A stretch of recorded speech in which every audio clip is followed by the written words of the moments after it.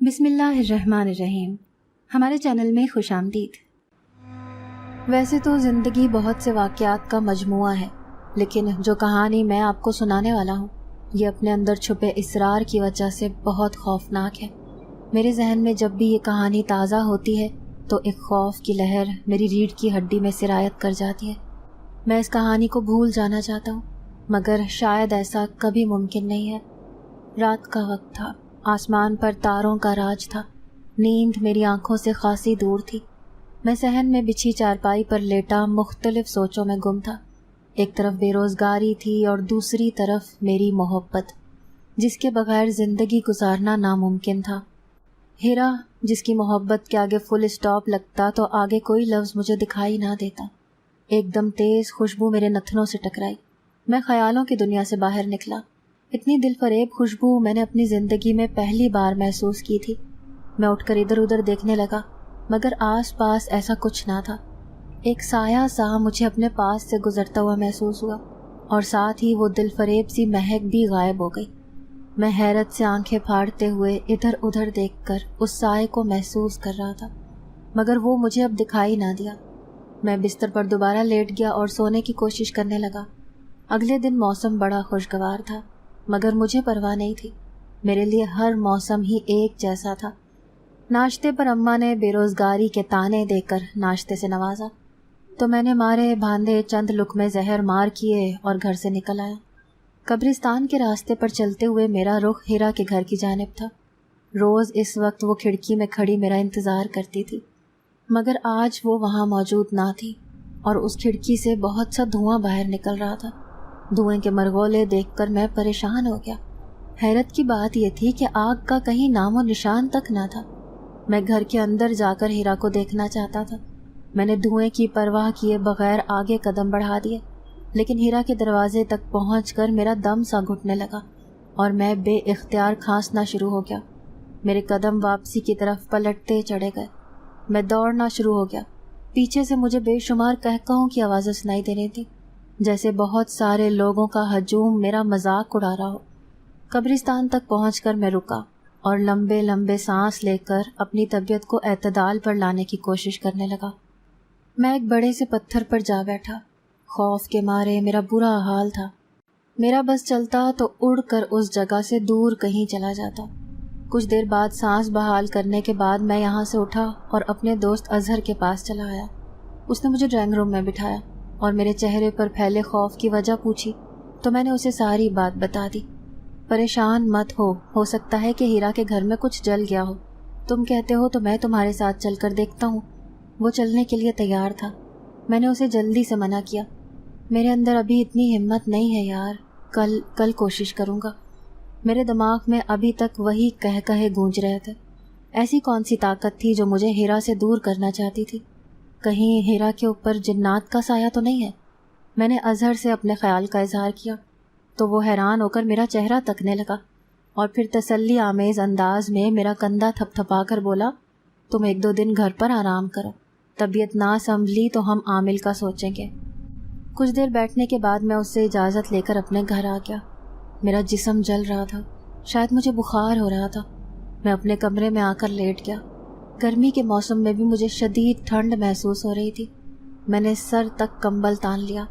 میرا ذہن تاریکی میں ڈوبتا چلا گیا۔ تیرا علاج میرے پاس ہے، یہ لے، یہ پی۔ یہ کوئی چھوٹا سا کمرہ تھا۔ ایک بوڑھی عورت کی آنکھیں اور بڑے بڑے دانت اندھیرے میں چمک رہے تھے۔ وہ بڑی عجیب اور خوفناک ہنسی ہنس رہی تھی۔ پیالے کے اندر سرخ رنگ کے محلول کو دیکھ کر میرے ہوش اڑ گئے تھے۔ مجھے خوف زدہ دیکھ کر وہ دوبارہ ہنسنے لگی۔ اسی وقت کمرے میں 2 لمبے چوڑے جن ذات داخل ہوئے۔ ہیرا ان دونوں کی گرفت میں تھی۔ ان دونوں نے اسے اس طرح پکڑا ہوا تھا گویا وہ ایک پلاسٹک کی گڑیا ہو اور گر کر ٹوٹ جائے گی۔ میں اسے ان کے شکنجے میں دیکھ کر چلایا، چھوڑو میری ہیرا کو، چھوڑو۔ مجھے تڑپتا دیکھ کر وہ سب ہنسنے لگے، ان کے ساتھ ہیرا بھی ہنسنے لگی۔ یکدم میری آنکھ کھل گئی۔ میرا پورا وجود پسینے میں تر بتر تھا۔ رات کا نہ جانے کون سا پہر تھا۔ اتنا ڈراؤنا خواب دیکھ کر میرے 14 طبق روشن ہو گئے تھے۔ مجھے ہیرا کی یاد بری طرح ستا رہی تھی۔ ہو سکتا ہے کہ وہ کسی مصیبت میں گرفتار ہو۔ اور اس وقت اسے میری مدد کی ضرورت ہو۔ مزید کہانی سنانے سے پہلے میں آپ کو ہیرا سے متعلق آگاہ کرنا چاہتا ہوں۔ وہ میری کلاس فیلو تھی۔ میں پہلی نظر میں ہی اس کی محبت کا شکار ہو گیا تھا، لیکن کبھی اپنی محبت کا اظہار نہ کر سکا۔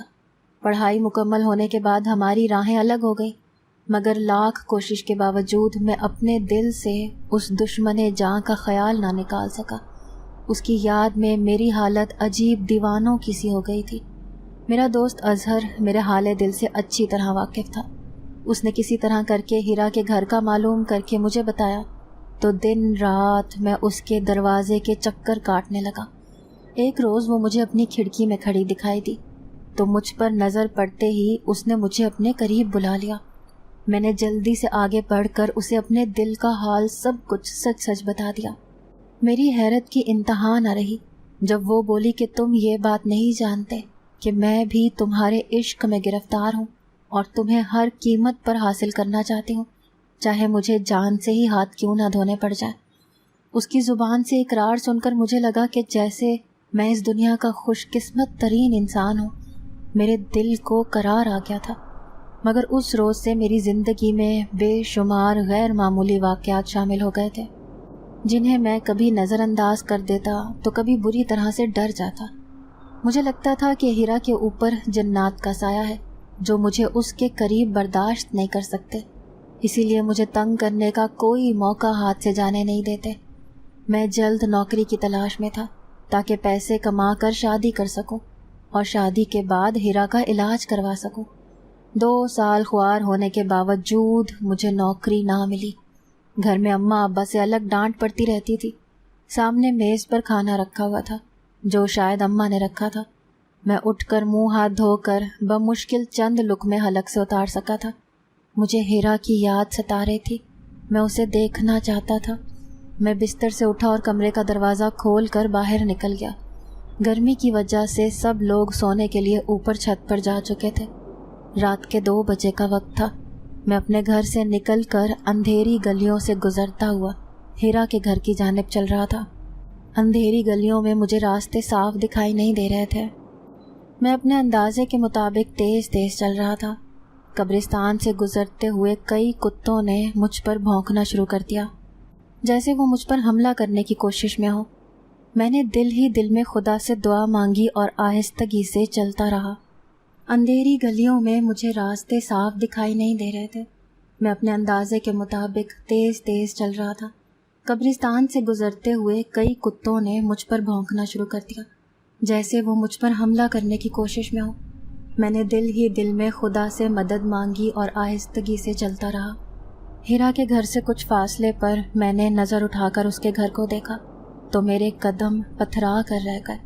اس کا گھر روشنیوں سے جگمگا رہا تھا، جیسے شادی کے موقع پر پورے گھر کو برقی آلات سے سجا کر در و دیوار کو روشن کیا جاتا ہے۔ بالکل اسی طرح سے ہیرا کے گھر کو سجایا گیا تھا۔ میرے لیے اس وقت اپنے قدموں پر کھڑے رہنا محال تھا۔ میں پریشان سا کھڑا یہ منظر دیکھ رہا تھا۔ تو کیا ہیرا نے مجھ سے بے وفائی کی ہے؟ کیا وہ میری زندگی سے نکل چکی ہے؟ میرے ساتھ جینے مرنے کے وعدے کرنے کے بعد وہ ایسا کیسے کر سکتی ہے؟ موجودہ صورتحال پر یقین کرنا میرے لیے ناممکن تھا۔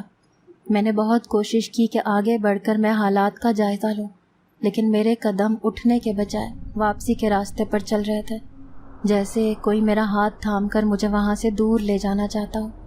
مجھے ہیرا کے رونے کی آواز سنائی دینے لگی۔ وہ مجھے پکار رہی تھی۔ میں نے پیچھے مڑ کر دیکھا تو کچھ فاصلے پر ہیرا کھڑی مجھے ہاتھ کے اشارے سے اپنے پاس بلا رہی تھی۔ اس کے آنسو بہہ رہے تھے۔ اس کے چہرے پر پڑی روشنیاں اس کے دل کا حال بیان کر رہی تھیں۔ میں بھاگ کر اس کے قریب آیا اور بولا، تم مجھ سے دور کیوں جا رہے ہو؟ کیا تم کسی اور سے محبت کرتی ہو؟ میری بات سن کر اس نے انکار میں سر ہلایا۔ بولی، نہیں، یوں سمجھو کہ یہ تو صرف ایک بہانہ تھا تمہیں کچھ سمے یہاں ٹھہرانے کا۔ جیسے ہی یہ الفاظ اس کی زبان سے ادا ہوئے، تیزی سے جلتی ہوئی ساری روشنیاں مدھم پڑ گئی اور آخر کار مکمل طور پر بجھنے کے بعد ہیرا کا گھر رات کے اس پہر اندھیر نگری کا منظر پیش کرنے لگا۔ یہ سب کیا ہے ہیرا؟ میں حیرت سے آنکھیں پھاڑے گھر کی طرف اشارہ کر کے اس سے پوچھ رہا تھا، جبکہ اس کے چہرے پر اطمینان پھیلا تھا، جیسے یہ کوئی حیرت کی بات نہ ہو بلکہ ایک چھوٹا سا مذاق یا کھیل ہو جسے نظر انداز کیا جا سکے۔ وہ بولی، جادو کے اثر میں آئی ہوئی ہے میری زندگی۔ میں نے اپنی جان کو جادو سے آزاد کروانا ہے۔ کیا تم اس سلسلے میں میری کوئی مدد کر سکتے ہو؟ اس کے پوچھنے پر میں نے فوراً اقرار میں سر ہلا دیا۔ میں خود ان پراسرار واقعات سے تنگ آ چکا تھا اور پیچھا چھڑوانا چاہتا تھا۔ میری بات سننے کے بعد اس کے چہرے پر مسکراہٹ پھیل گئی اور وہ بولی، خون، مجھے تمہارا تھوڑا سا خون چاہیے، کیا میں لے سکتی ہوں؟ وہ معصوم صورت بنائے اپنی لمبی پلکیں جھپکاتے ہوئے مجھ سے سوال کر رہی تھی۔ ایسی صورت میں بھلا انکار کیسے کر سکتا تھا؟ میں اس کے خوبصورت چہرے پر نا امیدی نہیں دیکھنا چاہتا تھا، سو میں نے فوراً اقرار میں سر ہلا دیا۔ اسی وقت وہ لڑکھڑائی اور مجھے ایسے محسوس ہوا جیسے کوئی اسے گھسیٹ کر وہاں سے لے کر جا رہا ہو۔ وہ بری طرح سے چیخ چلا رہی تھی اور کسی نادیدہ شے سے اپنے بازو چھڑوانے کی کوشش کر رہی تھی۔ وہ بار بار مجھے مڑ کر دیکھ رہی تھی جیسے اسے میری مدد کی ضرورت ہو، لیکن میرے قدم تو جیسے زمین سے جڑ کر رہ گئے تھے۔ میں چاہنے کے باوجود آگے نہیں بڑھ پا رہا تھا۔ وہ اپنے تاریک مکان میں جا کر غائب ہو گئی اور میں بے بس سا وہاں سے واپس پلٹ آیا۔ میں گھر واپس آیا تو رات کے 4 بجے تھے۔ در و دیوار سے مجھے عجیب وحشت سی ٹپکتی محسوس ہو رہی تھی۔ میرا سر چکرا رہا تھا۔ میں بستر پر لیٹ گیا۔ میں کب ہوش و خرد سے بیگانہ ہوا مجھے کچھ معلوم نہ تھا۔ صبح میری آنکھ خاصی دیر سے کھلی تھی۔ اماں نے میری سرخ آنکھیں دیکھ کر طبیعت کے بارے میں پوچھا تو میں نے سر درد کا بہانہ بنا دیا اور ناشتہ کرنے کے بعد اظہر کی طرف چلا آیا۔ چھٹی کا دن ہونے کی وجہ سے وہ گھر میں ہی موجود تھا۔ دعا سلام کے بعد میں نے اسے اپنی ساری کہانی سنائی تو وہ بولا کہ مجھے یہ معاملہ ٹھیک نہیں لگتا۔ بہتر ہے کہ اگر تم ہیرا سے دور ہو جاؤ، بلکہ کل ہی تم میرے ساتھ گاؤں چلنا۔ میرے چاچو کے دوست پنڈت جواہر علاج کرنے میں خاصے ماہر ہیں اور گاؤں بھر میں اسی وجہ سے پہچانے جاتے ہیں۔ میں نے گاؤں چلنے کی حامی بھری اور گھر چلا آیا۔ وہ رات میرے لیے بڑی بھاری ثابت ہوئی۔ پوری رات بے چینی سے میں چھت پر ٹہلتا رہا۔ مجھے ایسے محسوس ہو رہا تھا جیسے کوئی میرے قدم سے قدم ملا کر چل رہا ہو۔ میں رکتا تو قدموں کی چاپ رک جاتی، میں چلتا تو پھر سے سنائی دینے لگتی۔ کچھ دیر تک یہ سب کچھ محسوس کرنے کے بعد میں اپنی چارپائی پر آ کر بیٹھ گیا۔ مجھے ایسے لگا جیسے کسی نے میرے کندھے پر ہاتھ رکھ کر تھوڑا دباؤ دیا ہو۔ خوف کے مارے میرے رونگٹے کھڑے ہو گئے۔ اسی وقت ایک سیاہ رنگ کی بلی میرے پاس آ کر مجھے گھورنے لگی۔ میں نے اسے بھگانے کی کوشش کی تو اس کی آنکھوں کی روشنی تیز ہو گئی۔ اب میرے لیے اس پر نظر جمائے رکھنا مشکل تھا کیونکہ اس کی آنکھوں کی تیز روشنی مجھے اپنی آنکھوں میں چبھتی محسوس ہو رہی تھی۔ تم جو کوئی بھی ہو یہاں سے چلی جاؤ، یہ کہہ کر میں نے اپنی چارپائی سے تکیہ اٹھایا اور بلی کے اوپر پھینکا تو وہ ایک دم غائب ہو گئی۔ مجھے بخوبی اندازہ ہو گیا کہ وہ ایک بلی نہیں بلکہ کوئی اور مخلوق تھی۔ جیسے تیسے خوف کے سائے میں لپٹی یہ رات کٹی اور اگلے دن میں اپنی ضرورت کا کچھ سامان پیک کر کے اظہر کے ساتھ گاؤں جانے کے لیے نکل پڑا۔ میں خاموش سا اظہر کے ساتھ چل رہا تھا۔ میرا ذہن مختلف واقعات میں الجھا ہوا تھا۔ ہم ٹرین کے انتظار میں کنارے پر رکھے ایک بینچ پر بیٹھ گئے۔ اظہر ادھر ادھر کی باتیں کر کے میرا دھیان بٹانے لگا جبکہ اس کی آدھی باتیں میرے سر پر سے گزر رہی تھیں۔ میں بس ہوں ہاں کر کے جواب دے رہا تھا۔ ابھی ہمیں اس جگہ پر بیٹھے کچھ ہی دیر گزری تھی کہ ایک بوڑھی عورت میری طرف بڑھی، منت بھرے انداز میں کہنے لگی، میرے بچے، گھر میں میرے شوہر کو ہارٹ اٹیک ہو گیا ہے، ذرا میرے ساتھ چل کر اسے ہسپتال تک تو لے چل۔ روتی ہوئی بوڑھی عورت کی بات سن کر میرا دل دکھی ہو گیا۔ میں پل بھر میں ہی بھول گیا کہ میں یہاں کس مقصد کے لیے موجود ہوں۔ میں اٹھ کھڑا ہوا مگر اظہر نے پوری مضبوطی سے میرا ہاتھ پکڑ کر مجھے واپس بٹھا لیا۔ کہنے لگا، اماں جان، یہ لو پیسے اور رکشہ کروا کر اپنے شوہر کو ہسپتال لے جاؤ۔ اظہر نے کچھ پیسے بوڑھی عورت کی طرف بڑھائے تو وہ ہمیں برا بھلا کہتی ہوئی وہاں سے چلی گئی۔ پورا راستہ ایسے بے شمار واقعات پیش آئے جس نے ہمیں حیران کر دیا۔ رات کا وقت تھا، ٹرین میں ہلکی روشنی ہو رہی تھی۔ اظہر برتھ پر لیٹا سو رہا تھا جبکہ میری آنکھوں سے نیند کوسوں دور تھی۔ اسی وقت ایک شخص میرے قریب آ کر کھڑا ہو گیا۔ کہنے لگا، بھائی صاحب، ذرا دوسرے ڈبے سے سامان یہاں تک لانے میں میری مدد تو کیجیے۔ میں نے غور سے اس ہٹے کٹے شخص کو دیکھا جو اپنی صحت کی وجہ سے کسی طرح بھی مدد کا مستحق نہیں لگ رہا تھا۔ میں نے کوئی جواب دیے بغیر دوسری طرف چہرہ پھیر لیا۔ اسی وقت وہ شخص مجھے ٹرین کے باہر بھاگتا ہوا محسوس ہوا۔ وہ غصے سے مجھے گھور رہا تھا۔ میں نے حیرت سے دوسری جانب دیکھا تو ٹرین میں وہ شخص موجود نہ تھا۔ میں نے جلدی سے اظہر کو جگایا اور اسے پوری بات بتائی۔ وہ بھی بہت حیران ہوا۔ اسی قسم کے حالات سے گزرتے ہوئے ہم گاؤں پہنچ گئے، مگر ٹرین کا سفر اپنے غیر معمولی واقعات کی وجہ سے یادگار بن گیا تھا۔ اظہر نے یہاں اپنی زمین پر گھر تعمیر کروانا تھا، جس کی وجہ سے ہمیں یہیں رکنا تھا۔ کچی زمین تھی جس کے اطراف میں 4 دیواری کی گئی تھی۔ زمین کو ایک نظر دیکھنے کے بعد وہ اپنے چچا کے گھر چلا گیا۔ یہ گھر خاصا بڑا اور خوبصورت تھا۔ اس کے چچا کہیں گئے ہوئے تھے، جس وجہ سے لوگوں سے دعا سلام کرنے کے بعد ہم مہمان خانے میں آرام کرنے لگے۔ ملازم نے ہمیں یہیں پر پرتکلف کھانا پیش کر دیا تھا۔ گاؤں کے پرسکون ماحول میں آنے کے بعد میں خود کو بہت ہلکا پھلکا محسوس کر رہا تھا، جیسے کوئی بہت بڑا بوجھ میرے سر سے سرک گیا ہو۔ ہم کھانے پینے اور آرام سے فارغ ہوئے تو اظہر کے کزنز ہم سے ملنے آ گئے۔ کافی دیر باتیں کی اور ہنسی مذاق میں وقت گزر گیا۔ پھر ملازم نے آ کر پیغام دیا کہ بڑے صاحب آپ کو بلا رہے ہیں۔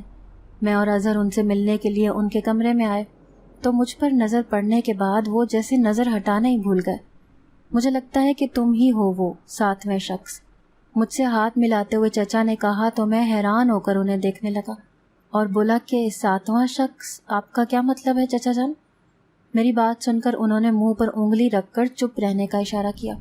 ان کے چہرے پر فکر مندی بھرے تاثرات نمایاں ہوئے تھے، مگر جلد ہی انہوں نے اپنے تاثرات پر قابو پا لیا اور ہمارا حال احوال جاننے میں مصروف ہو گئے۔ ان کے ساتھ کافی اچھا وقت گزرا۔ شام کے وقت ہم دونوں دریا پر چلے گئے۔ اظہر پانی میں نہا رہا تھا جبکہ میں دور بیٹھا اسے دیکھ رہا تھا۔ اسی وقت میری نظر کچھ دور ایک عورت پر پڑی جو اپنے ساتھ موجود ایک جوان لڑکی کو بری طرح سے ڈانٹ رہی تھی۔ لڑکی سر جھکائے ڈانٹ پھٹکار سن رہی تھی۔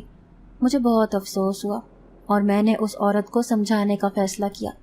میں اپنی جگہ سے اٹھا اور جیسے ہی میں ان کے قریب گیا، یہ دیکھ کر میرے ہوش اڑ گئے کہ وہ لڑکی کوئی اور نہیں بلکہ وہ ہیرا تھی۔ وہ عورت تیز تیز قدموں سے چلتی ہوئی وہاں سے چلی گئی، جبکہ ہیرا چہرے پر شرمندگی اور پریشانی بھرے تاثرات لیے وہیں کھڑی تھی۔ میں اس کے قریب آ گیا۔ مجھ پر نظر پڑتے ہی اس نے غور سے مجھے دیکھا، گویا مجھے پہچاننے کی کوشش کر رہی ہو۔ میں نے مسکرا کر اسے دیکھا اور بولا کہ ہیرا، تم یہاں اس گاؤں میں کیا کر رہی ہو اور وہ عورت تمہیں ڈانٹ کر کیوں گئی ہے؟ میری بات سن کر وہ بولی، یہ میرا گاؤں ہے اور وہ میری بیمار خالہ ہیں، انہیں ہر بات پر غصہ آ جاتا ہے، اسی لیے وہ اکثر ڈانٹ دیتی ہیں۔ مجھے ان کی ڈانٹ بری نہیں لگتی۔ میری الجھن ابھی بھی ختم نہیں ہوئی تھی۔ کیا اتفاق ہے کہ ہم دونوں ایک ہی ساتھ گاؤں چلے آئے ہیں؟ شاید قدرت ہمیں اسی طرح یہاں ملانا چاہتی تھی۔ میری بات سن کر اس کے چہرے پر حیرت امڑ آئی اور وہ بولی، کیا مطلب ہے تمہارا؟ میں تو 2 سال سے اسی گاؤں میں ہوں، آج سے پہلے میں نے تمہیں یہاں کبھی نہیں دیکھا۔ جیسے ہی میری پڑھائی مکمل ہوئی ہم لوگ فوراً گاؤں شفٹ ہو گئے تھے، مگر بدقسمتی سے یہاں آنے کے بعد 3 ماہ بعد ہی میرے والد کا اور 1 سال بعد میری والدہ کا انتقال ہو گیا، تو میں اپنی خالہ کے ساتھ رہنے لگی اور اب میں انہی کے ساتھ رہ رہی ہوں۔ اس کی باتیں سن کر میری آنکھیں حیرت سے پھٹی کی پھٹی رہ گئیں۔ میں نے اس سے پوچھا کہ کیا واقعی تم سچ کہہ رہی ہو؟ مجھے حیرت زدہ دیکھ کر وہ پریشان سی ہو گئی، کہنے لگی، ہاں میں بھلا تم سے جھوٹ کیوں بولوں گی؟ وہ سامنے دیکھو، وہ تمہیں بڑا سا آم کا پیڑ دکھائی دے رہا ہے، اس سے اگلی گلی میں میری خالہ کا گھر ہے، میں انہی کے ساتھ رہتی ہوں۔ تمہیں اپنے گاؤں میں دیکھ کر مجھے اچھا لگا، کسی دن چکر لگا لینا۔ میرا خیال سے تم گاؤں میں نئے آئے ہو، اسی لیے تم ہمارے مہمان ہو۔ اب میں چلتی ہوں ورنہ میری خالہ ناراض ہو جائیں گی۔ یہ کہہ کر وہ تیزی سے وہاں سے نکل گئی اور میں حیران سا کھڑا رہ گیا۔ میں نے اظہر کو پوری بات بتائی تو اس کا حال بھی میرے حال سے مختلف نہ تھا۔ ہم دونوں اسی وقت اظہر کے چاچو کے پاس گئے اور انہیں پورا واقعہ بتایا تو وہ ہمیں پنڈت جواہر کے پاس لے گئے۔ جواہر نام کا یہ پنڈت روحیں پالنے اور ان سے باتیں کرنے کے لیے مشہور تھا اور اس کی شہرت کے چرچے دور دور تک تھے۔ پنڈت جواہر کا گھر ایک چھوٹے سے پہاڑ کے اندر موجود غار نما سا تھا۔ اظہر نے بتایا کہ یہ جگہ کسی زمانے میں مردہ خانہ رہ چکی ہے۔ یہ جگہ اتنی خوفناک تھی کہ کوئی عام شخص وہاں جانے کا خیال بھی نہیں کر سکتا تھا۔ پنڈت جواہر اظہر کے چاچو کا دوست تھا۔ اس نے ہمیں بڑی عزت سے اپنے گھر بٹھایا اور ہم سے وہاں آنے کی وجہ دریافت کی، تو ہم نے پوری کہانی اسے سنائی۔ بات سننے کے بعد پنڈت نے چاچو سے کہا، تمہارا اندازہ بالکل ٹھیک تھا، یہی وہ 7واں شخص ہے جس کا انتظار 100 سال سے رکشی کو تھا۔ اب اس کا انتظار ختم ہو گیا ہے کیونکہ شکار اس کے جھانسے میں ہے، لیکن وہ اتنی آسانی سے اس کا شکار نہیں کر سکتی۔ میں ان کی باتیں سمجھنے کی کوشش کر رہا تھا لیکن مجھے کچھ سمجھ نہیں آ رہا تھا۔ میں بولا، 7واں شخص والا کیا معاملہ ہے اور آخر میں اس مصیبت میں کیوں گرفتار ہو گیا ہوں؟ اگر گاؤں میں ہیرا موجود ہے تو وہ لڑکی کون تھی جو مجھے قبرستان والے گھر میں دکھائی دیتی تھی؟ میری بات سن کر پنڈت جواہر نے مجھے ہاتھ کے اشارے سے خاموش رہنے کا اشارہ کیا اور پھر اپنے سامنے رکھے گلاس کو اٹھا کر کچھ فاصلے پر انڈیل دیا۔ پورا کمرہ دھوئیں سے بھر گیا اور ایک دم چیخنے چلانے کی آوازیں سنائی دینے لگی۔ دھواں ختم ہوا تو ایک بہت ہی کری اور خوفناک چہرے والی چڑیل دکھائی دی۔ اس کے چہرے پر نظر ٹھہرانا کسی معمولی انسان کے بس کی بات نہ تھی، سو میں اور اظہر ایک دوسرے سے چپک کر کھڑے ہو گئے۔ خوف کے مارے ہم دونوں کی ٹانگوں میں لرزش تھی۔ پنڈت جواہر چڑیل سے باتیں کر رہے تھے جو چہرے سے عجیب و غریب آوازیں نکال رہی تھی اور خون خوار نظروں سے ہمیں دیکھ رہی تھی، مگر وہ اس پانی سے آگے نہیں آ سکتی تھی جو جواہر پنڈت نے زمین پر انڈیل دیا تھا۔ تیری بیٹی کا خاتمہ کیا جائے یا اسے چھوڑ دیا جائے؟ جواہر پنڈت نے چڑیل کی طرف دیکھتے ہوئے غصے سے کہا تو وہ بل کھا کر رہ گئی۔ بولی، میری بیٹی کا یہ آخری وار ہے، تم ظالم بن کر اس کے راستے میں مت آؤ پنڈت۔ اس آخری وار کے بعد وہ تمہیں کبھی پریشان نہیں کرے گی بلکہ اپنے ٹھکانے پر واپس چلی جائے گی۔ اس کی بات سن کر جواہر زور زور سے ہنسنے لگا۔ ہنستے ہنستے اس کی آنکھوں میں آنسو آنے لگے۔ پھر وہ بولا، تمہارے نزدیک انسانی جان کی بس اتنی سی اہمیت ہے کہ اسے ایک بے مقصد انتقام کی بھینٹ چڑھا دیا جائے۔ چڑیل کی آنکھوں سے شعلے نکلنے لگے، پھر وہ ایک دم سے غائب ہو گئی۔ میرے اور اظہر کے لیے یہ ایک بہت ہی غیر معمولی صورتحال تھی۔ ہم صرف ایک مخصوص وقت تک ہی روحوں سے بات اور ملاقات کر سکتے ہیں۔ جواہر نے ہمارے معلومات میں اضافہ کیا اور مزید کہا، یہ میرے پاس آنے والا دوسرا کیس ہے۔ 70 سال پہلے یہ چڑیل ایک شخص پر عاشق ہو گئی تھی اور اسے اپنی محبت کے جال میں پھنسا لیا تھا۔ وہ اسے قبرستان کے پاس موجود گھر میں لے گئی اور عام عورت کے روپ میں اس کے ساتھ زندگی گزارنے لگی۔ وہاں اس کی بیٹی رکشی پیدا ہوئی، مگر اس شخص کے گھر والوں کے ساتھ غیر معمولی واقعات پیش آنے لگے تو کافی خواری اور علاج کے بعد وہ اصل صورتحال کی کھوج لگانے میں کامیاب ہو ہی گئے، مگر انہوں نے عقل مندی کا مظاہرہ کرتے ہوئے اس بات کا ذکر کسی سے نہ کیا اور خاموشی سے چڑیل کو مارنے کی منصوبہ بندی کرنے لگے۔ رکشی جو کہ بالکل اپنی ماں کی کاپی تھی، وہ چاہتے تو اسے بھی جلا کر بھسم کر سکتے تھے، مگر وہ جیسی بھی تھی ان کا خون تھی، انہیں بہت عزیز تھی۔ انہوں نے جادو کے ذریعے رکشی کی ماں کو مار دیا، مگر رکشی آج بھی زندہ ہے۔ اسے انسانوں سے سخت نفرت ہے۔ اس کا باپ اپنے گھر واپس چلا گیا اور وہیں مر کھپ گیا، مگر رکشی نے انسانوں سے ہر تعلق ختم کر دیا۔ وہ صرف اپنی ماں سے انتقام لینے کے لیے اس گھر میں موجود ہے۔ وہاں کوئی فیملی بھی زیادہ دن رک نہیں سکتی۔ اگر کچھ دن ٹھہر جائے تو رکشی انہیں تنگ کر کے وہاں سے بھاگنے پر مجبور کر دیتی ہے۔ وہ مختلف ہیلے بہانے کر کے نوجوان لڑکوں کو اپنی زلفوں کے جال میں الجھاتی ہے اور پھر ان کی جان لے لیتی ہے۔ ابھی تک وہ 6 لڑکوں کی جان لے چکی ہے اور تم اس کا آخری شکار ہو۔ جواہر نے اپنی بات مکمل کی تو اظہر بول پڑا، مگر یہ سب کرنے کے لیے وہ اتنے داؤ پیچ کیوں آزما رہی ہے؟ جواہر مزید بولا، کیونکہ وہ بے شک ایک چڑیل کی بیٹی ہے، لیکن اس کی رگوں میں انسانی خون ہے، جس کی وجہ سے وہ مکمل طور پر جادوئی طاقتوں سے مالا مال نہیں ہے۔ وہ 10 سال میں صرف ایک شخص کی جان لے سکتی ہے اور اس کے لیے بھی اسے اس شخص کے خون کی ضرورت پڑتی ہے، چراغ بجھانے کے لیے۔ میں حیرت سے یہ سب کچھ سن رہا تھا۔ کون سا چراغ بجھانے کے لیے؟ میں نے حیرت سے پوچھا تو وہ بولا کہ رکشی کے باپ کو واپس لے جانے کے لیے اس کے ماں باپ نے اس گھر کے تہخانے میں ایک چراغ جلایا تھا۔ उस जादुई चिराग की बदौलत रक्षी की माँ की सारी ताकत मफलूज होकर रह गई थी। वो चिराग किसी इंसानी खून से ही बुझता है, और जैसे ही वो बुझता है वो शख्स अपनी जान से हाथ धो बैठता है। ऐसा सिर्फ 10 साल में एक बार होता है। रक्षी पिछले 60 सालों में 6 लोगों की जान से खेल चुकी है। अब तुम उसका आखिरी शिकार हो, और तुम्हारे ज़रिए ही हम तहखाने से वो चिराग लेकर इस किस्से को हमेशा के लिए ख़त्म कर सकते हैं। ये काम हमें जल्द करना होगा। ऐसा ना हो कि उसे तुम्हारी जगह कोई और लड़का मिल जाए और वो उसे कोई नुकसान पहुंचा दे। अब हमें सारी बात समझ आ चुकी थी। बहुत देर तक हम वहाँ बैठकर आने वाले वक्त के बारे में मंसूबे बनाते रहे। जवाहिर हर बात हमें बहुत तफसील से समझा रहा था। हम रात गए वहाँ से निकलने लगे तो हमें रक्षी की माँ की रूह के चीखने की आवाज़ें दूर तक सुनाई देती रहीं। अपनी बेटी के लिए वो रो रही थी और उसका मंसूबा कामयाब बनाने के लिए इल्तिजाएं कर रही थी, मगर हम पर उसकी किसी इल्तिजा का कोई असर नहीं हुआ था। उसकी दर्दनाक चीखों से ज़्यादा अजीज़ मुझे अपनी जान थी। खैर, अगले दिन रात को मैं रक्षी के घर के बाहर खड़ा था।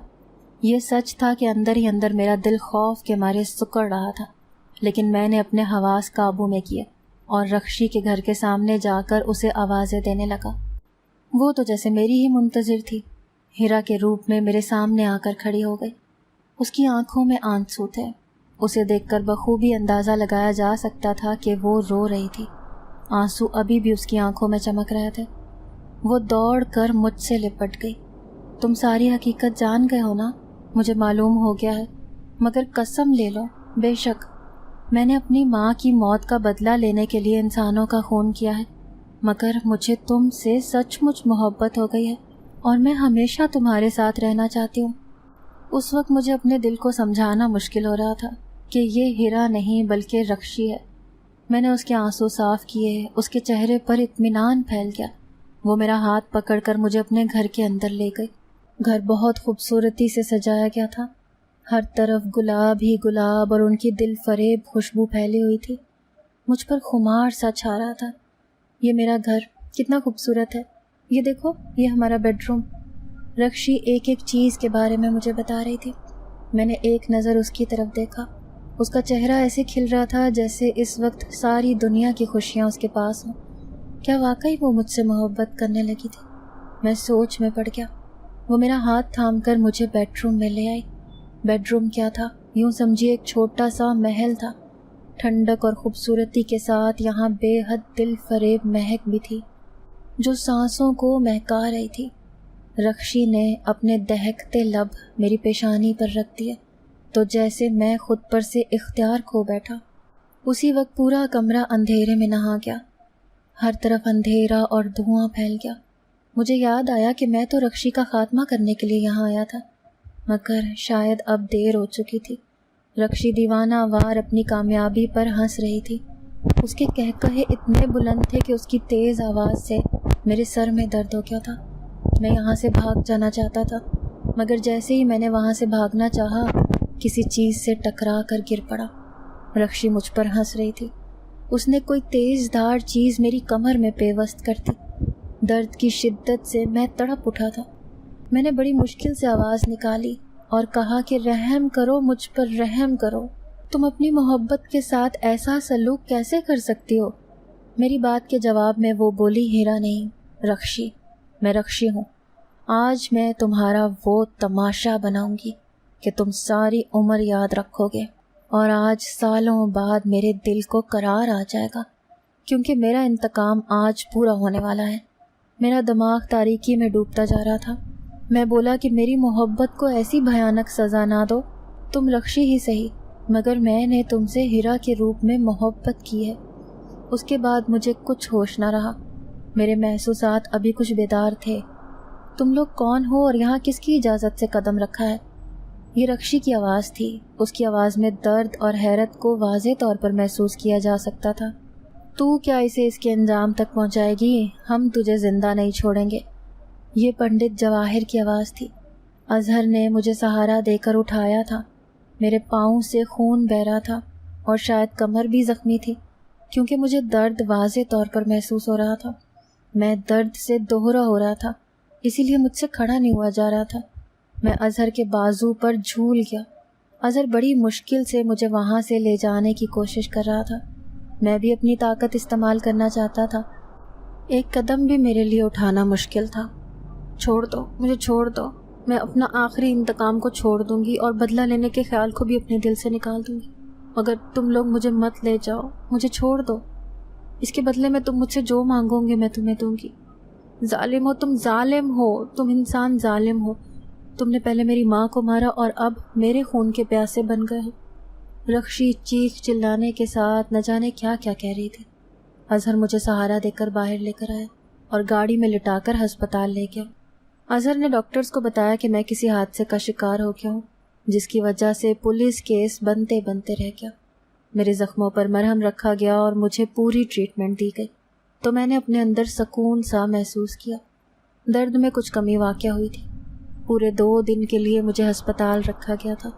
اگلے دن شام کے وقت پنڈت جواہر اور چچا مجھ سے ملنے کے لیے آئے۔ پنڈت جواہر مجھے مسکراتے ہوئے دیکھ رہا تھا۔ میں نے مسکرانے کی وجہ دریافت کی تو کہنے لگا کہ اس وقت تم مجھے ایک انسان نہیں بلکہ اپنی کامیابی نظر آ رہے ہو۔ رخشی کا خاتمہ ہو چکا ہے، اس کا جلایا چراغ خود اس کے اپنے خون سے بجھ چکا ہے اور اب وہ تمہیں دکھائی نہیں دے گی۔ محبت کے جھانسے میں وہ تمہاری جان لینا چاہتی تھی، لیکن اپنی ہی جان سے ہاتھ دھو بیٹھی۔ تم اب ایک نارمل زندگی گزار سکتے ہو، لیکن پنڈت نے اپنی بات ادھوری چھوڑی تو میں نے سوالیہ نظروں سے اس کی طرف دیکھا اور کہا کہ لیکن کیا؟ 40 دن تک تم اپنی محبوبہ کی صورت نہ دیکھنا، ورنہ رخشی کی روح تمہیں ستانے کے لیے ضرور حربہ آزمائے گی۔ ابھی ہم نے تمہارے اور اس کے تعلق کی ڈور کو کاٹ دیا ہے۔ پنڈت کی یہ بات سن کر میں نے مسکراتے ہوئے اقرار میں سر ہلا دیا۔ تیسرے دن میری طبیعت کافی بہتر تھی۔ مجھے ہسپتال سے چھٹی مل گئی تھی اور میں اظہر کے گھر کی طرف چل پڑا۔ میرا کمزور چہرہ دیکھ کر اماں ابا بہت پریشان ہوئے۔ اظہر نے انہیں تسلی دی اور کہا کہ ایک چھوٹے سے حادثے کا شکار ہونے کی وجہ سے میرے پیارے دوست کو تھوڑی کمزوری ہو گئی ہے، امید ہے کہ جلد ٹھیک ہو جائے گا۔ اس کی بات سن کر اماں کو خاصی تسلی ہوئی تھی۔ اظہر کچھ وقت میرے ساتھ گزار کر اپنے گھر چلا گیا اور میں آنکھیں بند کر کے لیٹا تو کئی گھنٹوں تک مجھے بڑی پرسکون نیند آئی۔ نہ جانے کتنے دن بعد آج میں سکون سے سو پایا تھا۔ پورا 1 دن اور 1 رات سونے کے بعد جب میری آنکھ کھلی تو میں بالکل توانا تھا اور خود کو بہت ہلکا پھلکا محسوس کر رہا تھا، جیسے کوئی پہاڑ جیسا وزن میرے سر سے سرک گیا ہو۔ اماں نے مجھے ہنستا مسکراتا دیکھا تو ان کے چہرے سے بھی پریشانی دور ہو گئی۔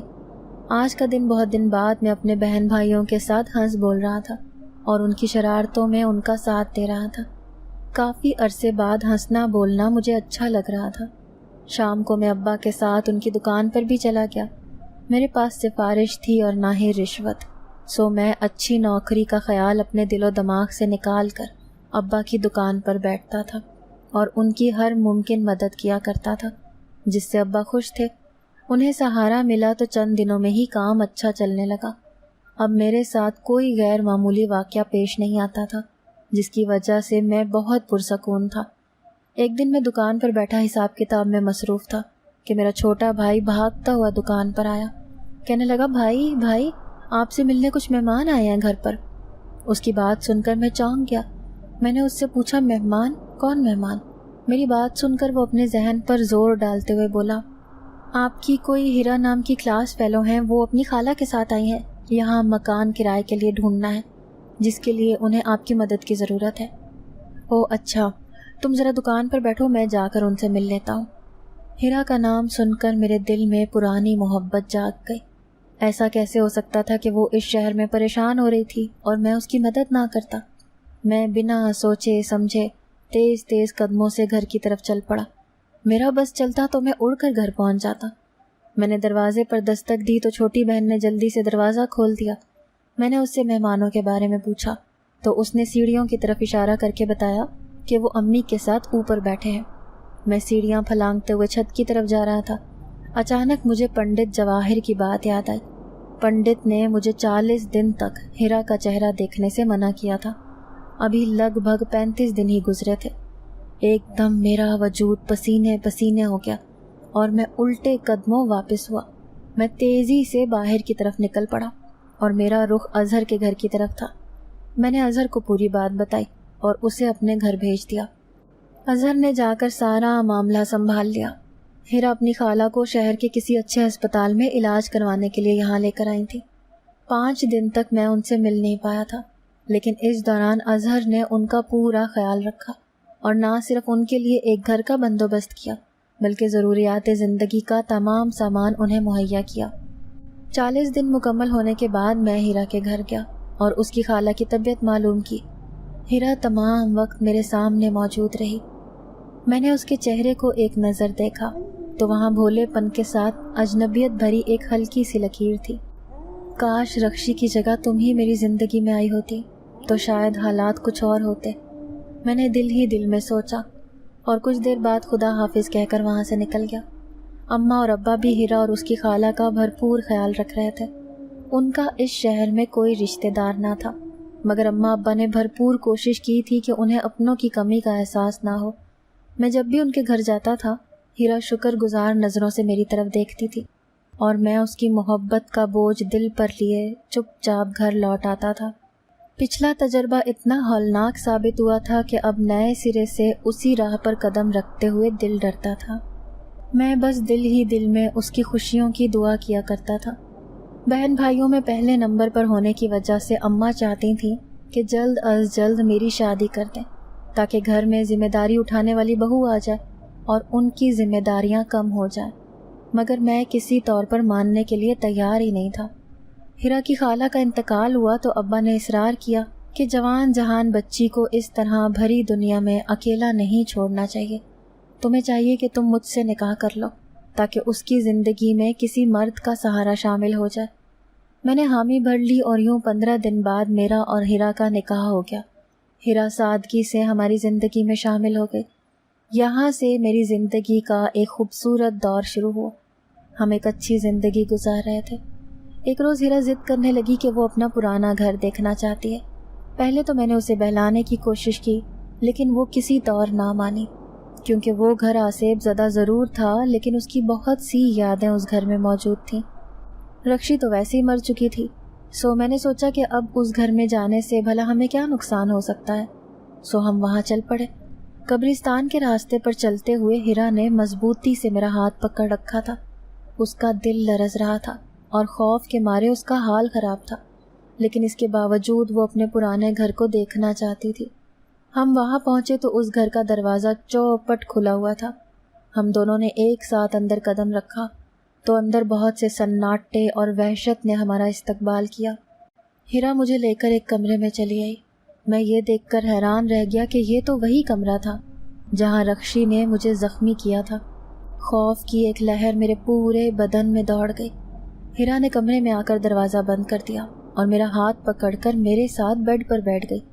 یہ وہی جگہ تھی جہاں 1 سال پہلے رکشی نے ہیرا کے روپ میں مجھے محبت کے جھانسے میں آ کر جان سے مار دینے کے لیے بٹھایا تھا۔ کیا تم میری جان لینا چاہتی ہو؟ میرے منہ سے اچانک نکلا۔ میری بات سن کر ہیرا حیران نظروں سے مجھے دیکھتے ہوئے بولی، یہ آپ کیسی باتیں کر رہے ہیں؟ بھلا میں ایسا سوچ بھی کیسے سکتی ہوں؟ میری خوشیاں آپ سے جڑی ہیں اور آپ میرے بارے میں ایسی باتیں سوچ رہے ہیں۔ یہ کہتے ہوئے وہ رونے لگی تو میں نے اسے گلے سے لگا لیا اور کہا کہ ہیرا، انسان کے دل پر کچھ یادیں ایسی پیوست ہو جاتی ہیں جن کا خیال جب بھی آتا ہے تو انسان خود پر سے اختیار کھو بیٹھتا ہے۔ میں بھی شاید کسی ایسے ہی لمحے کی زد میں تھا، اسی لیے تم سے بدگمان ہو گیا، پلیز مجھے معاف کر دو۔ ہیرا نے اقرار میں سر ہلا لیا اور کہنے لگی کہ میں یہاں ایک مقصد کے تحت آئی ہوں۔ آپ شاید اس بات سے واقف نہ ہوں کہ ہمارا یہ گھر جہاں ہم نے اپنی زندگی کے 5 سال گزارے ہیں، یہ ایک چڑیل رکشی کا ٹھکانہ تھا۔ اس نے ہمیں ہر طرح سے تنگ کر کے اس گھر سے نکال کر ہی دم لیا تھا۔ اس بار اس کا مجھ سے سامنا ہوا تو اس نے بڑی نفرت آمیز انداز میں کہا تھا کہ وہ اس شخص کو مجھ سے چھین لے گی جس سے میں محبت کروں گی، مگر جب اظہر بھائی نے مجھے اس کی موت کے بارے میں بتایا تو مجھے بہت خوشی ہوئی۔ میں جانتی ہوں کہ اس کی روح ادھر ادھر بھٹک رہی ہوگی کیونکہ اس کا انتقام مکمل نہیں ہوا تھا اور وہ میری محبت کے ساتھ اپنے آخری انتقام کو یہاں میرے ساتھ دیکھ کر بڑا ہی مزہ چکھ رہی ہوگی۔ یہ کہہ کر ہیرا ہنسنے لگی۔ اسی وقت دروازے کے باہر بہت سا کانچ ٹوٹنے کی آواز سنائی تھی۔ ہمیں یہاں سے نکلنا چاہیے، اب مجھ سے اپنے خوف پر قابو پانا مشکل ہو رہا تھا، سو میں نے ہیرا کا ہاتھ پکڑا اور ہم اٹھ گئے۔ میں نے دروازہ کھولنے کی کوشش کی تو دروازہ باہر سے لاک تھا۔ میں اور ہیرا ڈر کے مارے ایک دوسرے کو دیکھنے لگے۔ ہیرا دروازہ پیٹنے لگی اور میں ادھر ادھر نظریں دوڑا کر کوئی ایسی چیز تلاش کرنے لگا جس کی مدد سے ہم یہاں سے باہر نکل سکیں، مگر مجھے ایسی کوئی چیز دکھائی نہیں دے رہی تھی۔ بہت دیر تک کوشش کے باوجود دروازہ نہ کھلا تو ہم دونوں بے بس اندر بیٹھ گئے۔ اب تو بھوک پیاس سے بھی ہمارا برا حال تھا۔ شام کا اندھیرا پھیلنے لگا تھا اور قبرستان میں پھیلے سناٹے یہاں تک محسوس کیے جا سکتے تھے۔ روشنی کا کہیں نام و نشان تک نہ تھا۔ اسی وقت ہمیں دروازے کے باہر قدموں کی چاپ سنائی دی، ساتھ ہی دروازے کے نیچے سے روشنی کی ایک لکیر اندر آئی۔ ایک جھٹکے سے دروازہ کھلا تو سامنے اظہر کو دیکھ کر میں حیران رہ گیا، ساتھ ہی دل میں خدا کا شکر ادا کیا۔ دروازہ کھولنے کے بعد اظہر مجھ پر برس پڑا۔ مرنے کے لیے آنا تھا تو اکیلے ہی چلے آتے، ساتھ بھابھی کو کیوں لے کر آئے ہو؟ میں نے اس کے ڈانٹ کے جواب میں کچھ نہ کہا۔ میں نے اسے آنے کی وجہ دریافت کی تو وہ بولا کہ میں تم سے ملنے گھر گیا تھا، لیکن وہاں سے مجھے معلوم ہوا کہ تم دونوں یہاں پر آئے ہوئے ہو، تو میں تمہارے پیچھے چلا آیا کہ خدا نخواستہ تم کسی مصیبت کا شکار نہ ہو گئے ہو۔ اور دیکھو میرا اندازہ بالکل درست ثابت ہوا۔ آئندہ تم دونوں بھول کر بھی یہاں قدم مت رکھنا۔ برا وقت کبھی بتا کر نہیں آتا، انسان کو خود ہی احتیاط کرنی پڑتی ہے۔ ہم دونوں نے شرمندہ ہوتے ہوئے اظہر کی بات سے اتفاق کیا اور اپنے اپنے گھر چل دیے۔ اس بات کو 5 سال کا عرصہ گزر چکا ہے۔ 2 بچوں کے بعد بھی میری اور ہیرا کی محبت میں کوئی کمی واقع نہیں ہوئی ہے، لیکن کبھی کبھار جب میں اپنی پچھلی زندگی کے واقعات پر نظر دوڑاتا ہوں تو رخشی اور اس سے وابستہ واقعات کو یاد کر کے خوف کے مارے میری نیند اڑ جاتی ہے۔ ناظرین، اگر آپ کو آج کی یہ کہانی اچھی لگی ہو تو ویڈیو کو لائک ضرور کریں۔